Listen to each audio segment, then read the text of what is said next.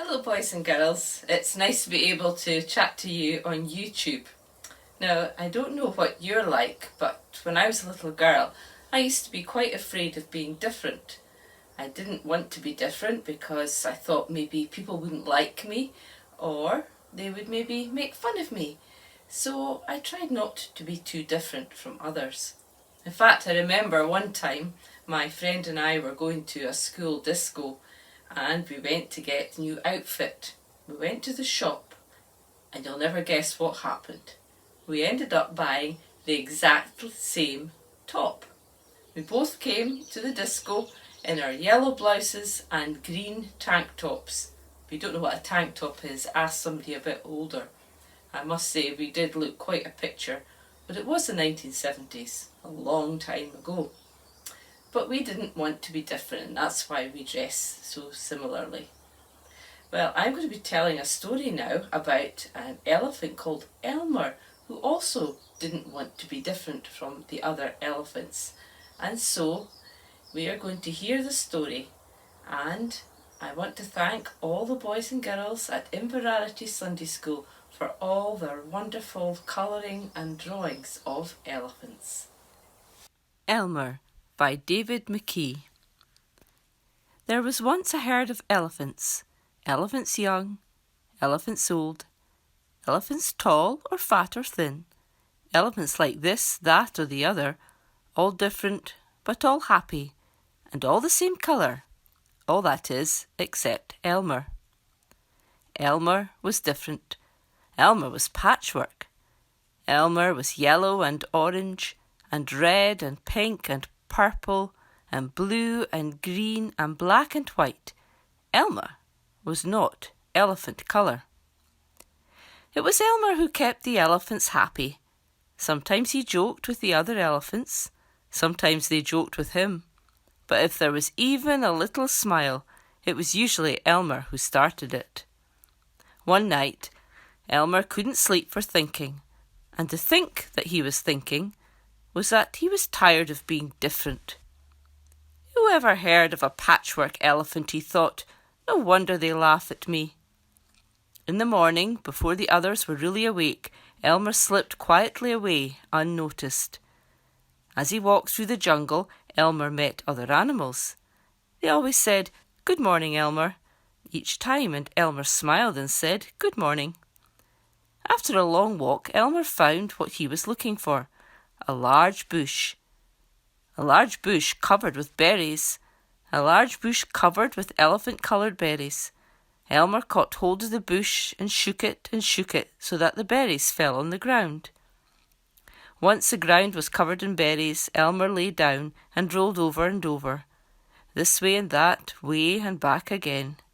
Then he picked up bunches of berries and rubbed himself all over, covering himself with berry juice, until there wasn't a sign of any yellow or orange or red or pink or purple or blue or green or black or white. When he had finished, Elmer looked like any other elephant. After that, Elmer set back off to the herd. On the way, he passed the other animals again. This time each one said to him, "Good morning, elephant," and each time Elmer smiled and said, "Good morning," pleased that he wasn't recognised. When Elmer rejoined the other elephants, they were all standing quietly. None of them noticed Elmer as he worked his way to the middle of the herd. After a while, Elmer felt that something was wrong. But what? He looked around. Same old jungle, same old bright sky, same old rain cloud that came over from time to time, and lastly, same old elephants. Elmer looked at them. The elephants were standing absolutely still. Elmer had never seen them so serious before, and the more he looked at the serious, silent, still, standing elephants, the more he wanted to laugh. Finally, he could bear it no longer. He lifted his trunk and at the top of his head shouted, "Boo!" The elephants jumped and fell always in surprise. "Oh my gosh and golly," they said, and then saw Elmer helpless with laughter. Elmer, they said. It must be Elmer. Then the other elephants laughed too, as they had never laughed before. As they laughed, the rain cloud burst, and when the rain fell on Elmer, his patchwork started to show again. The elephants still laughed as Elmer was washed back to normal. "Oh, Elmer," gasped an old elephant, "you've played some good jokes, but this has been the biggest laugh of all. It didn't take you long to show your true colours." "We must celebrate this day every year," said another. "This will be Elmer's Day. All elephants must decorate themselves, and Elmer will decorate himself elephant colour."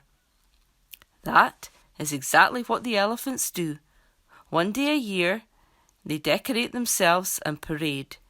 On that day, if you happen to see an elephant, ordinary elephant colour, you will know that it must be Elmer. The end. Well, wasn't that a lovely story about Elmer?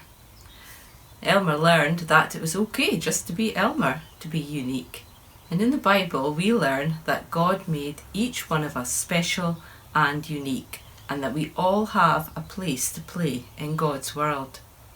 There is a song that sings about that. I don't know if you know it. It's "Nobody's a nobody, believe me 'cause it's true. Nobody's a nobody, especially not you. Nobody's a nobody, and God wants us to see that everybody's somebody, and that means even me. And it means even you as well. So remember that you are unique, you are special, and you are loved by God. Let us end with our blessing. God bless me, God bless you. Amen.